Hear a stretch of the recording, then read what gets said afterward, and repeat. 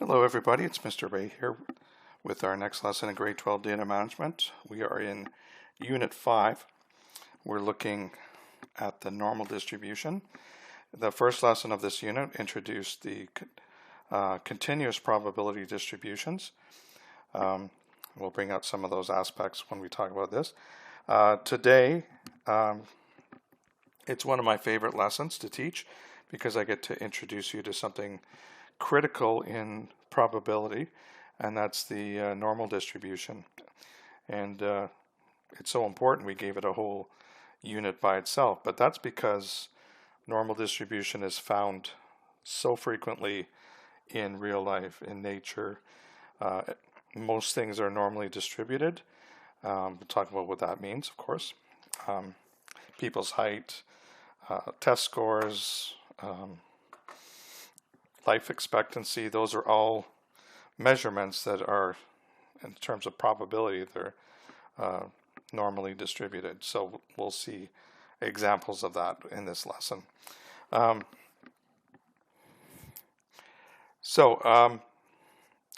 I said, normal distribution is a continuous probability distribution, and the difference, we introduced that last lesson, the difference between a continuous distribution and a discrete distribution is, while discrete distributions only deal with integer values that your data can have, continuous probability distributions deal with a whole spectrum of possible numbers, basically anything in between integers plus integers.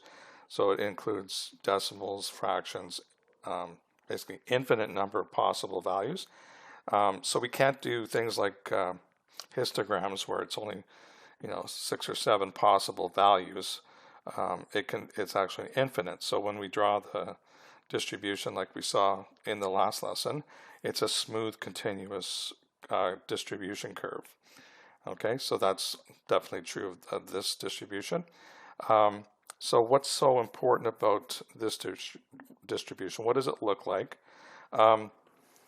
Well, you can see a sketch of it here. It's a nice smooth curve. It has one peak, and it's also something we call symmetrical. So that means if I draw a vertical line down the middle, both the left side and the right side are exactly the same in the shape. And it also shows here that 50% of the data is on each side. So that's another form of symmetry as well. It has a bell shape to it. In fact, you hear the term bell curve quite a bit, and that is basically talking about the normal distribution. So you probably, if you go off to university, you'll hear professors talking about that in terms of maybe modifying the marks. If a test was too hard, sometimes the professor would say we're going to bell curve that mark, which basically bumps all the marks up using this probability distribution. So it definitely happened to me in the past. So maybe you'll see that as well. So in terms of this graph here, this is, we call this unimodal. It's symmetrical and unimodal. Unimodal means there's one peak. We introduced this in the last lesson where we talked about bimodal, where it would have like 2 peaks. This is unimodal, just one peak. Okay. Now the z-scores that we'll talk about in a few minutes deal with how it's basically the measure of the spread of the data.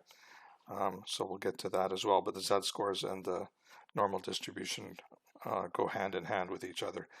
So now, in terms of the distribution, we say that this center value here is not just the center value, the median, it's also the average, the mean. It's also the mode, the piece of data that occurs most frequently. So that peak there happens to be all 3 measures of central tendency that we took a couple of units back. So it's one of the few distributions that is like that. Okay, So it's got a mean of 0, and we call the standard deviation of 1. Okay, we'll get to that. That relates to the z-scores we'll talk about soon. I'm providing you with one of these tables, and I'll show you how to use it. And if you remember back in Unit 3, when we did these measurements of spread, we talked about standard deviation, but we also talked about z-score. Didn't really say why, but in this lesson, you'll get to use it quite a bit. So the z-score is basically, it's a conversion that takes the test value that you're trying to test. It could be a mark in a class, it could be a person's height, lots of things. It converts the x value, the test, in this case maybe the test score, the difference between the test score and the mean divided by the standard deviation gives you the z-score. Okay, and you'll see that right below here. And there's a relationship between z-scores and percentiles. We'll get to that in one of the examples. So here's a slightly more detailed view of the normal distribution. You can see it's got everything we talked about up here. There's the median, mean, mode down the middle, and you can see it's been given a mean value of 0. And you can see it goes negative to the left, positive to the right.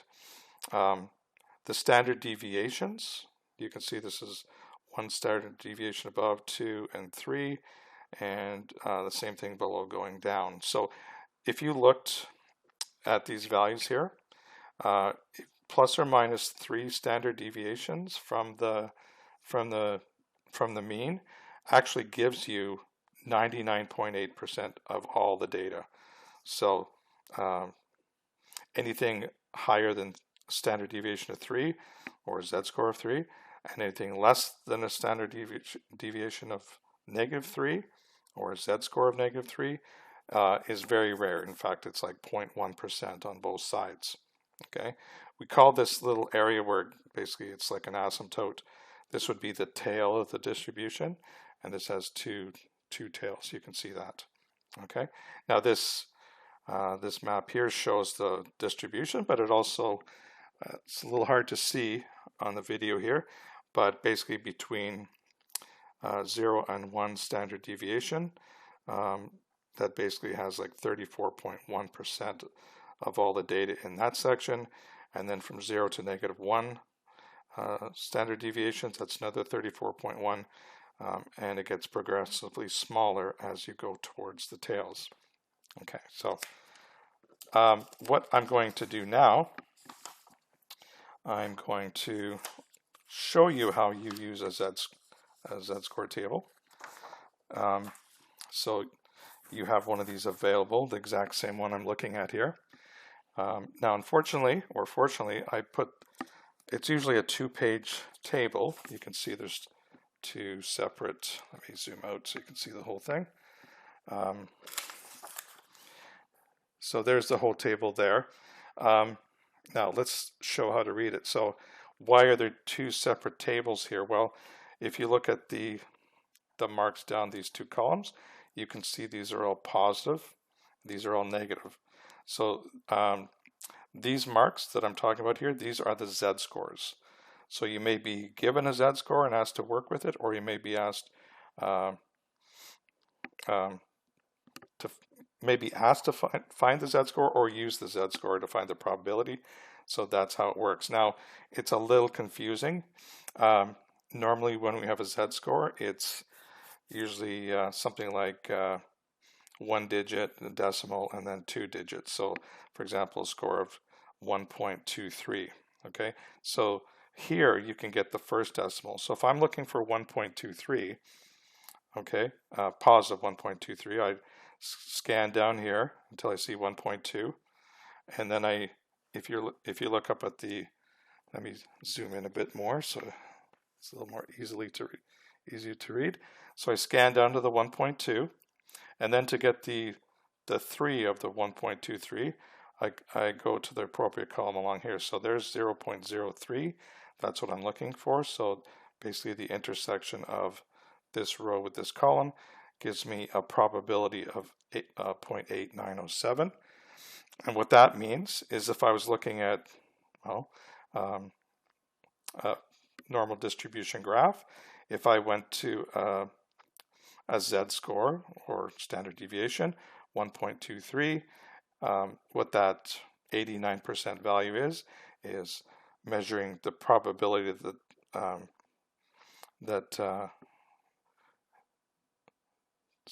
the amount of data that's less than that value. And you can see on this shaded area, it's almost the whole thing. It's about 90%. Okay, so whenever you're working with these numbers, it's always the z-score being less than a certain value. So if I did something like 3, the z-score less than 3, well, that's really high. So if I went down here to 3, you can see the probability percentages here are like 99.9%. These are extremely high. It never actually gets to 100% or 1.0, just because that tail just keeps on going forever. But I mean, once you start rounding, it's basically 100%. So the top row and the first column, that's where the z-score value is. And again, this is the positive value, positive z-score values, and these are the negative z-score values. So you'll be looking up these values quite often.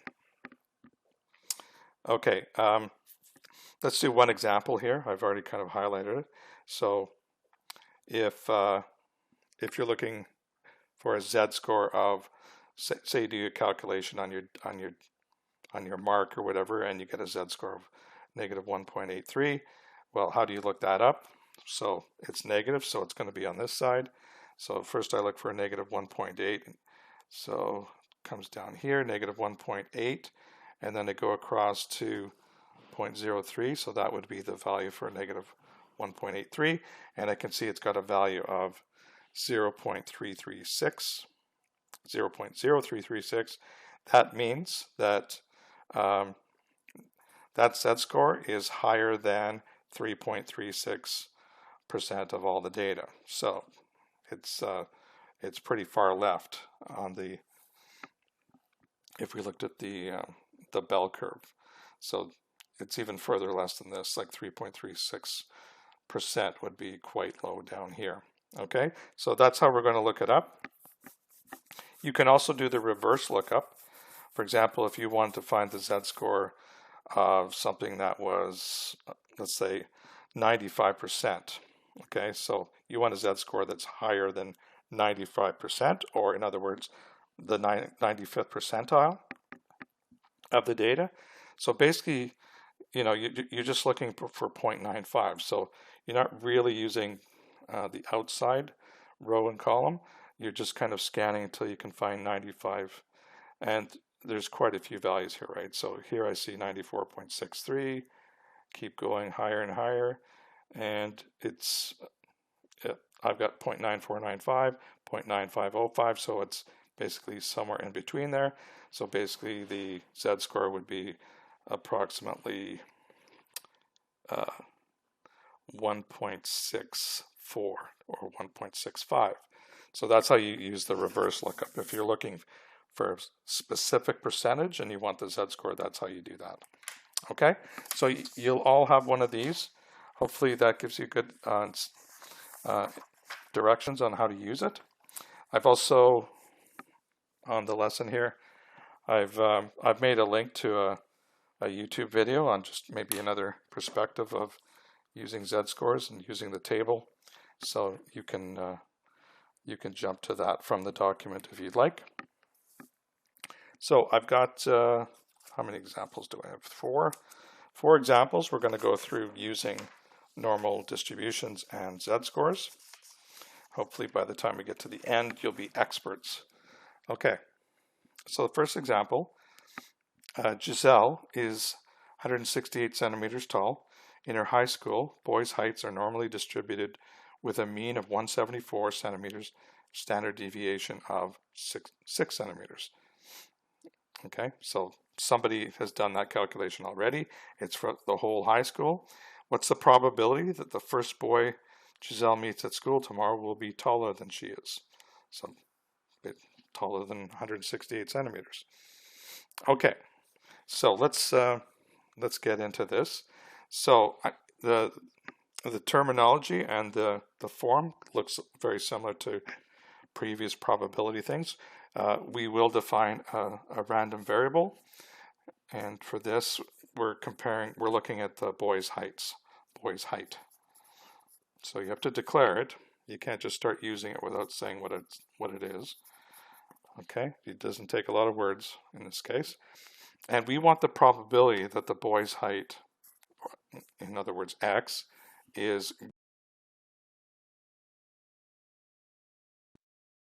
what this question is asking. So probably the boy's height is greater than 168.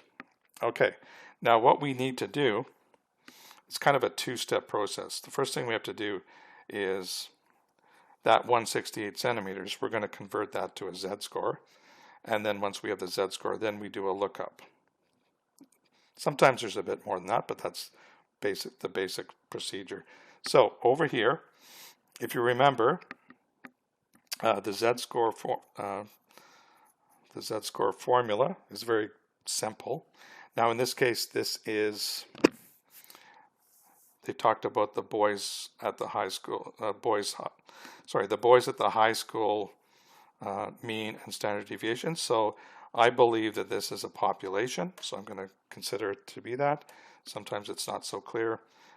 It doesn't actually make a difference in the formula like it does when we did the standard deviation. So the z-score formula, if you got mixed up and said it was a population compared to a sample or vice versa, it wouldn't make any difference in the actual answer. So that's good news. So if I'm considering this though to be a population, the z-score, if you remember this formula from before, is the x value that I'm converting, subtract the mean, population mean, divided by the population standard deviation, or sigma. Okay, so I need to know, while I'm calculating z, x is actually the number we've got here, we're converting it. I need to know the standard deviation, I need to know the mean. Well, thankfully they've told us that, so I'll just write it here. So mu is 174 centimeters. Sigma is 6 centimeters, the standard deviation. And while I'm here, I might as well just write the test value that we're converting. That's 168 centimeters. So it's always a good idea just to write out your data, then we plug it in over here. Okay, so replace x with 168. Subtract the mean of 174 and divide by the standard deviation. So notice we don't put the units there. So if you look at this, well, this actually works out pretty nice. That's -6/6, which gives us a z-score of -1 exactly. No rounding involved there. Okay, so that tells us that Giselle's height is actually one standard deviation below the mean height of the boys. Okay, so it's definitely on the lower end. I mean, you could have said that just by looking at 168 compared to 174, but we've now got a z-score here. So now that we've got the z-score, we're actually going to change our probability statement to, instead of x being greater than 168, we're going to say the probability, and we change the random variable x to a z-score. So little z, still greater than, and now we change the x value to the z-score. So we're looking for the probability that the z-score is bigger than -1. Now, if you remember, when I talked about this whole table, all these probabilities here are basically calculating probability that numbers are less than the value we're giving. So you can see these shaded areas are always to the left of the value you're testing for of your z-score. Okay, so when I see something like this that says probability that z is greater than -1, I actually want the opposite. I want the area of the graph under the graph to the right. So how do you do that? Well, it's a pretty easy thing to do. Just think of this as the the total probability is 100%. So if I just want to take the other side of the data point here, it's going to be 100% minus this percentage, or since we're working with decimals here, it's going to be 1 minus the probability that it's less than that value. Okay, so I got to do a little switcheroo here. So I'm going to start off with 1 minus, and then probability. Now all I'm doing is changing the direction, because anytime I do a lookup on the table, it has to be z less than a value. So probability z is less than -1, so I don't do anything with the number, I just change the side of that number I'm checking for.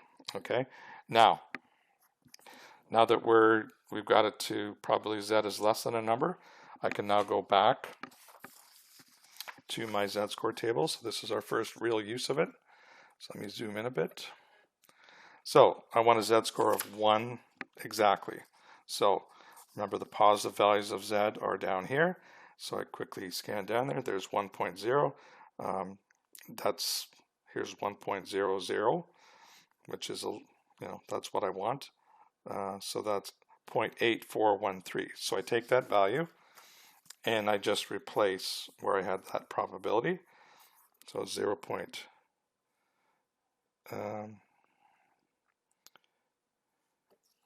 Hold on, I did the wrong direction. Sorry about that. I did +1. I want -1. So I go down to -1, 1.00.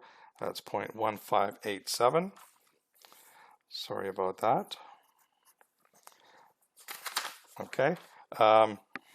So 0.1587, that's the probability that z is less than -1. But since I originally wanted probably a z greater than that value, that's why I do the 1 minus, and I get basically it's sort of like the indirect method in terms of probability, and I get 0.8413, which is our final answer. Let's zoom back out a bit again. Okay, and then we just wrap it up with a word statement. Therefore, the probability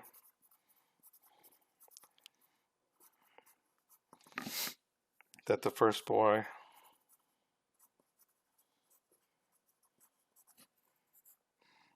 that Giselle meets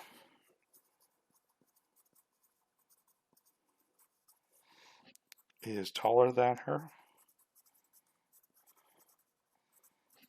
is 84.13%.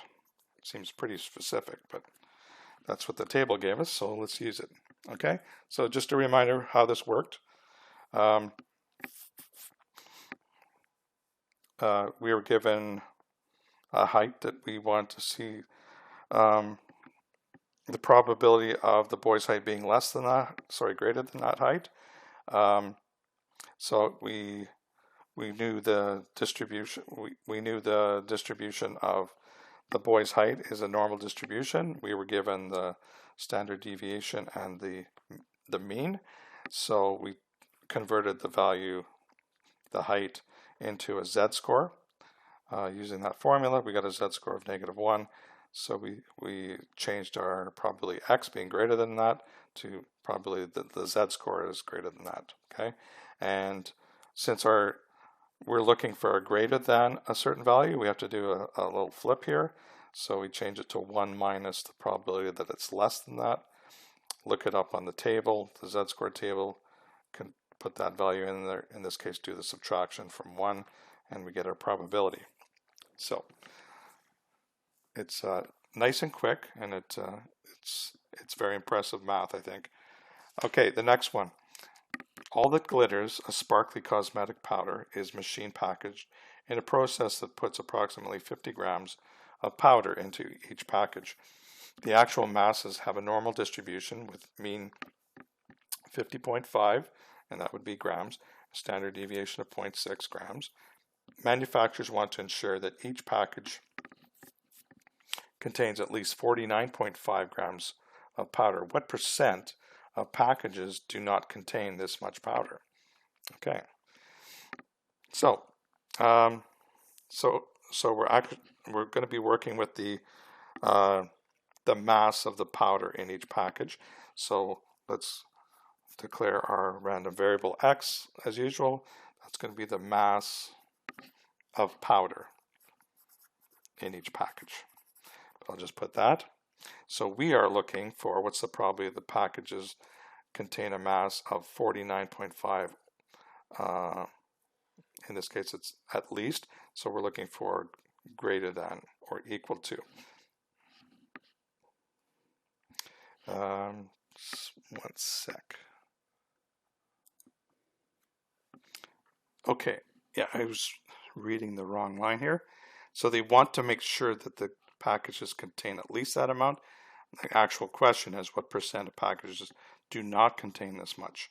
So we're looking for the probability that the mass, or x, is less than 49.5. Okay, so first thing we're going to do our conversion from this mass of powder into a z-score. So they've told it it follows a normal distribution and has a mean and a standard deviation given. So let's write those out. So again, this case, since we're talking about all the packages and they give us the standard deviation and the mean for all packages, that's the population. So I'm going to use mu, 50.5 grams, and sigma for the standard deviation is 0.6 grams, and the value we're testing is 49.5.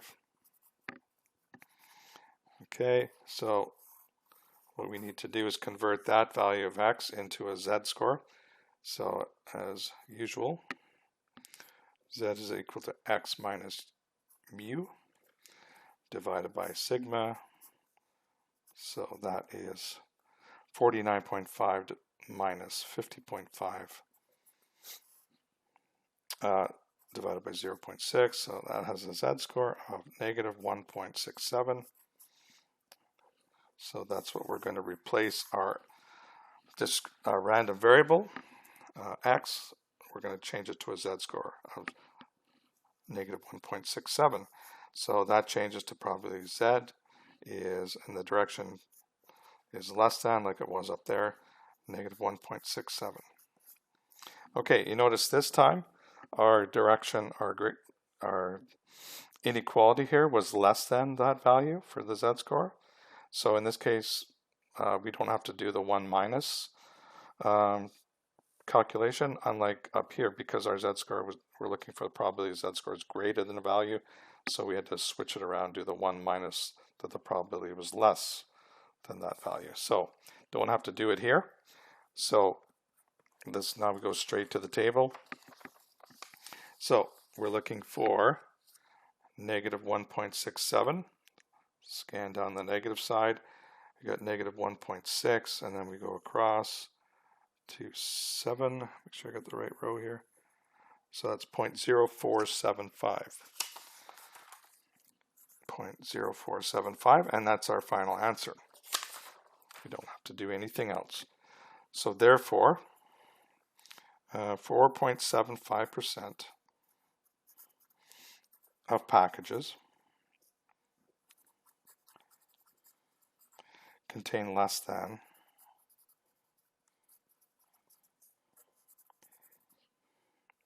49.5 grams. Okay, I want to make a point here because some of you may have been saying to me through the screen that should not be an x less than or equal to 49.5, and I could easily have changed that to less than or equal to, but the bottom line is it doesn't matter, because if you remember when we're working with continuous probability distributions, the probability that our value is exactly equal to one value is 0. So if I just added that equal to 49.5, the probability that x is equal to 49.5 is 0. And that's because it's a continuous probability distribution. So personally, I don't care whether you use less than or less than equal, greater than equal. It doesn't make a difference. I'd prefer that you use the wording that they used in the question, but the score in the z-score is less than the certain value because, like I said before, the z-score can never exactly equal a certain value. So I know that sounds confusing, but that's the bottom line. It doesn't matter whether you put less than or equal to. It's going to be the same percentage. Okay, let's move on to our third example. So this is a university standardized test. So maybe some of you have done this. So to qualify for a special program at university, Sharma had to write a standardized test. The test had a maximum score of 750 with a mean score of 540 and a standard deviation of 70. Okay. Scores on this test were normally distributed. Only those applicants scoring above the third quartile, in other words, the top 25%, are admitted to the program. Sharma scored 655 on the test. Will she be admitted to the program? Okay. Now, as you're scanning through this information, most important thing, normally distributed scores. That's good. They gave us the mean. They gave us the standard deviation. They gave us her score of 655. So this definitely seems like the questions we had before, but there's a little bit more than that. It's more about, is she in the top 25%? Because she needs to be in order to get into the program. So we're going to start off the same way. I'm going to start writing stuff down that's going to be applicable to what we need to do. So again, this is a population of tests. It was all the tests that were written that year. It's not a sample of them. So I'm going to be using mu for the mean, and that score was a 540. And the standard deviation, sigma, was 70. And Sharma's score, which is the one we're converting, was a 655. And just to remind myself, requirement is 75th percentile.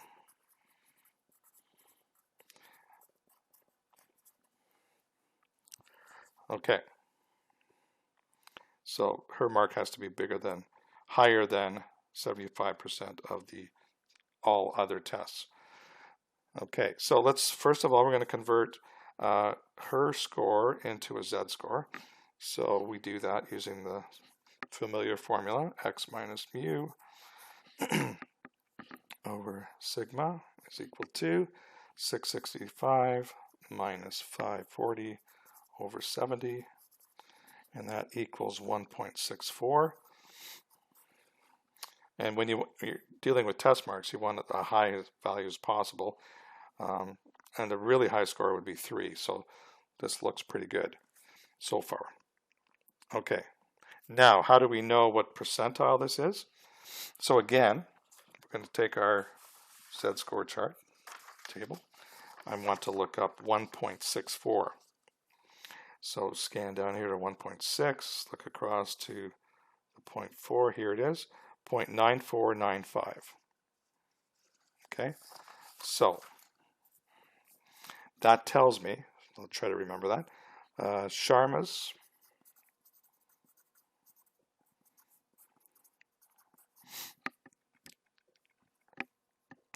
test score was higher than 94.95% of all scores. So if that's true, if you round here, it's not ridiculous rounding, but that's basically 95%. So she's in the 95th percentile. So meaning she is in the 95th percentile. Okay, and that's really good, obviously. And the requirement was 75th percentile. 95th percentile is even higher. It's quite a bit higher. So therefore, good news for Sharma. She will be admitted.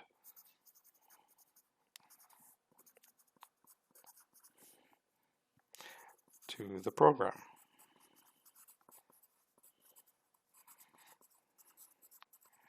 Okay, so you can see the first three examples.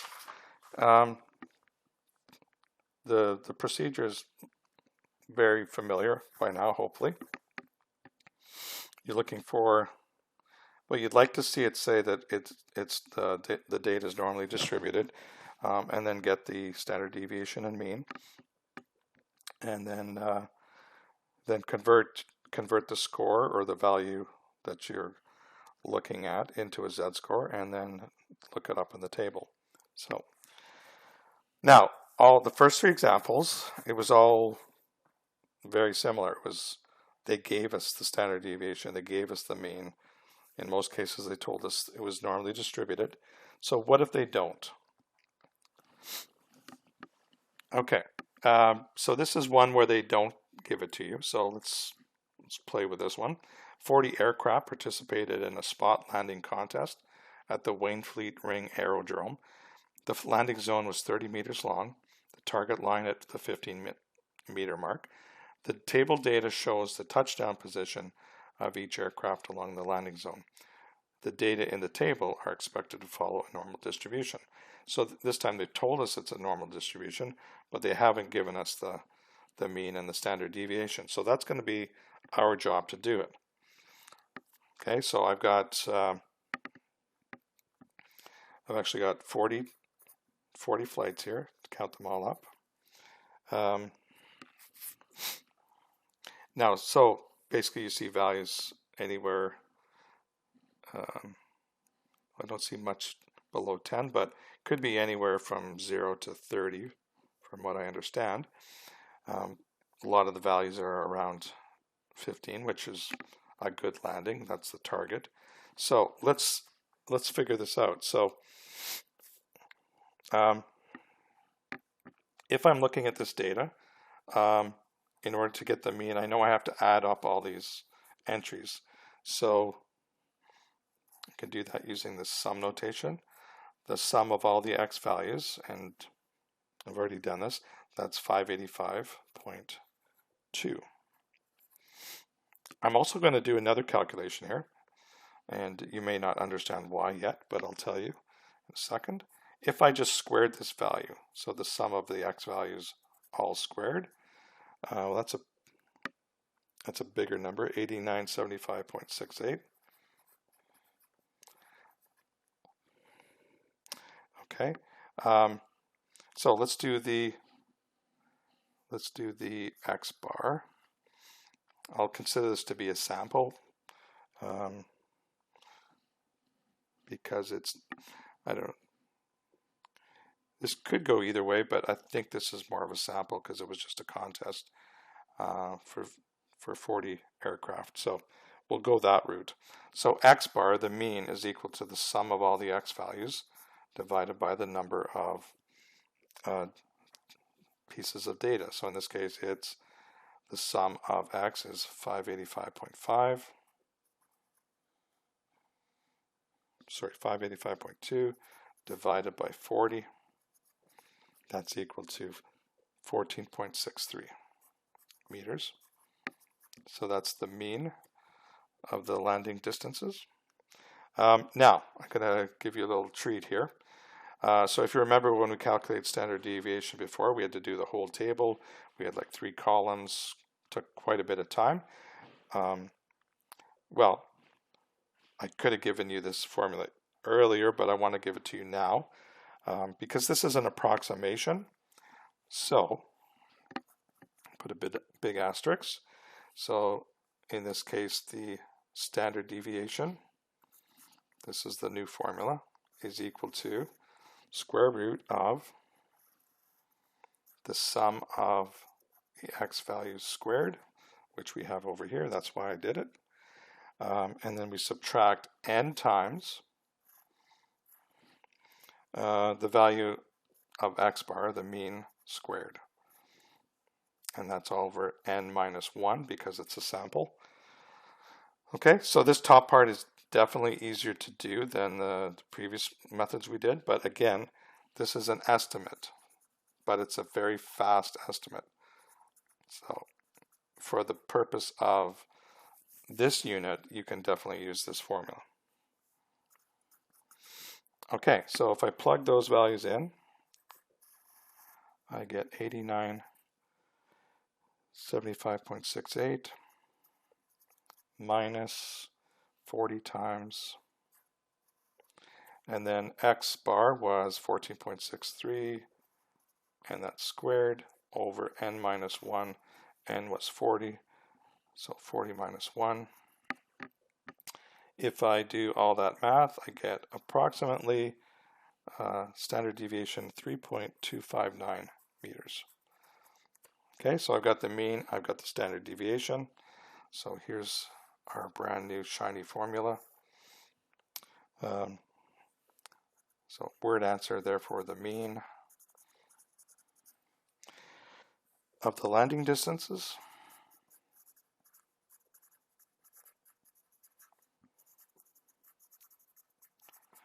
is 14.63 meters with a standard deviation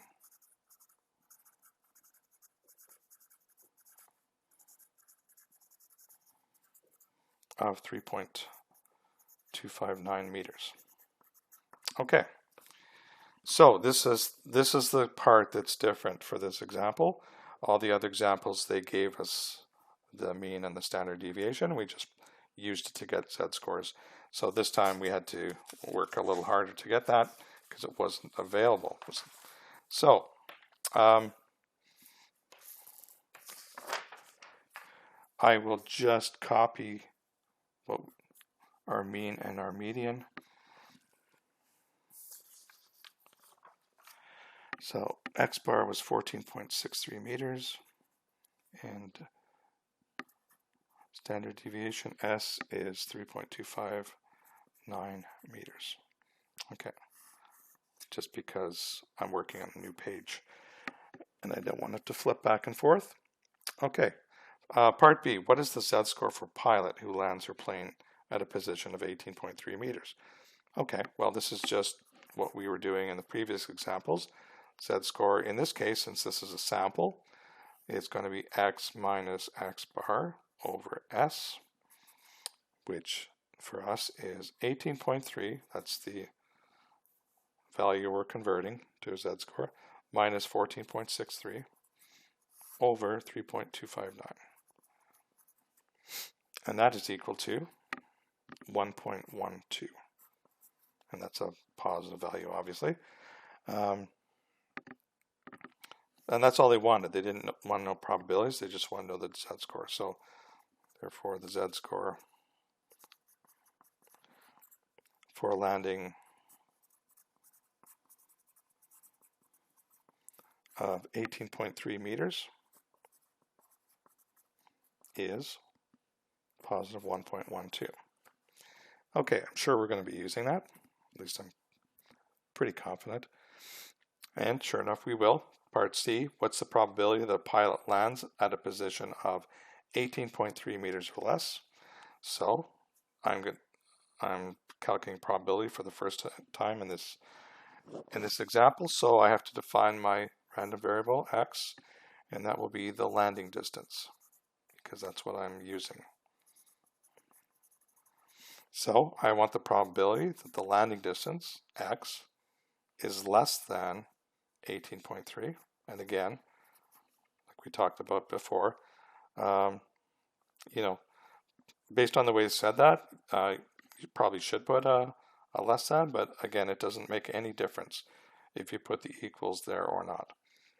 Okay, now I don't have to convert the z-score because we already did. So normally I would have my conversion over here, but I'm just going to convert it right here. Probability that the z-score is less than or equal to 1.12. Okay, so now we just grab our table again. So I'm looking for z-score of 1.12, 1.1, 1.12, 0.8686, 0.8686. So therefore, there is a 86.86% probability of a landing distance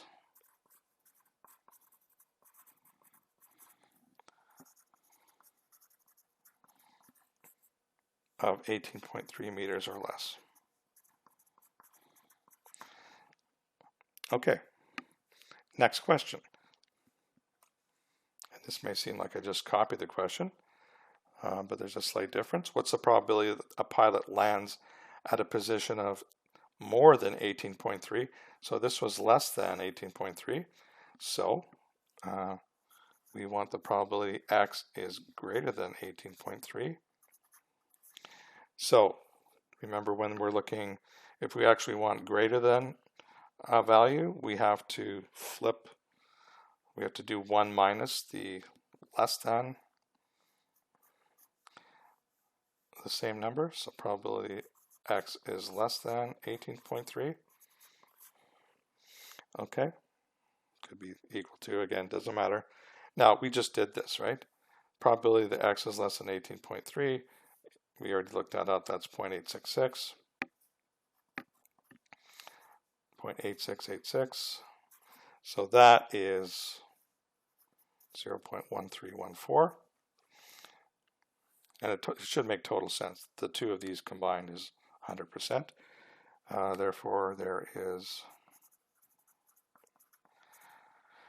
13.14% probability of a landing distance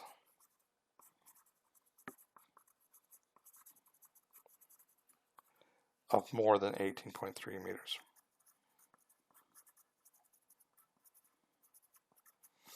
Okay. All right, last question, and this is something brand new, so pay attention to this one. So all the questions so far is that a value is less than a certain value or greater than a certain value. What if the question is you wanted probabilities between two values? So here is such a question. What's the probability that a pilot lands at a position between 12.2 meters and 18.3 meters? So I'm going to start off with what that would mean in terms of a probability statement. So we want the probability that x is greater than 12.2 but less than 18.3. Okay, so first thing I'm going to do is convert those two numbers to z-scores. Okay, now we already know the z-score for 18.3. So we don't have to do that one, but we do have to find a z-score for 12.2. So let's do that over here. So I won't put the whole formula again, but it's going to be 12.2 minus the mean, which was 14.63, divided by standard deviation 3.259. So that z-score is actually negative 0.75. Okay, so I'm going to use that z-score for this. So let's do that right now. So I'm changing the 12.2 to negative 0.75 and less than, and the x random variable changes to z-score. And the 18.3, that was a value of 1.12. Okay, so this is a little tricky the first time you hear it, but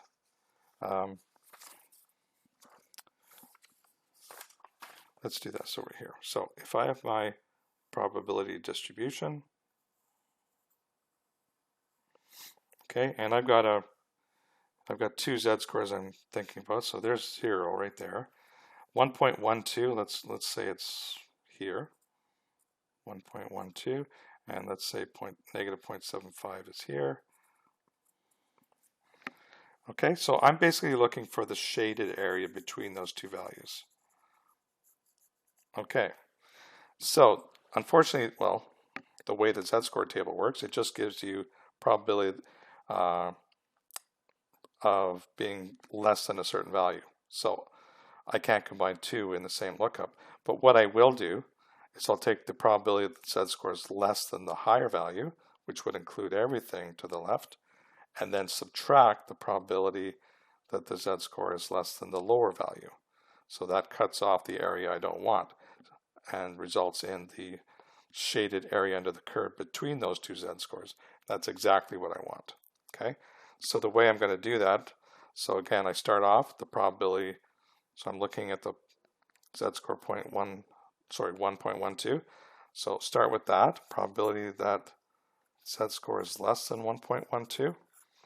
So that would be everything to the left of there, and then I subtract the probability that z is less than negative 0.75, the lower of the two. Okay, and now so it's basically two lookups. So the probability that it's less than 1.12, grab the table, look up 1.12, it's right there. Seems like we've done this one before. Oh, we did do this one before. So that was 0.8686. Yeah, there's no point in looking at the same value more than once, but sometimes you forget. Now this one will be the new one. We definitely haven't done that one. So less than negative 0.75.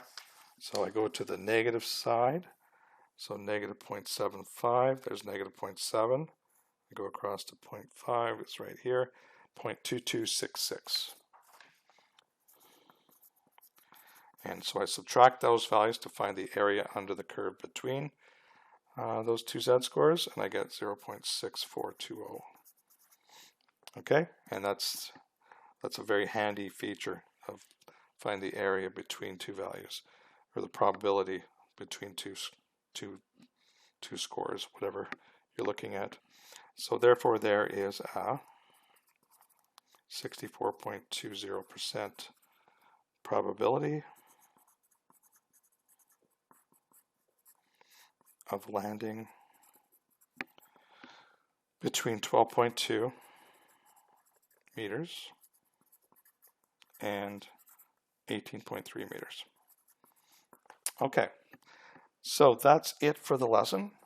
Hopefully it gives you a good introduction into z-scores. This is the prime reason why we use them, is these types of questions. The next two lessons will be kind of expanding how we can use the normal distribution for other uses. Got some homework questions for you to try.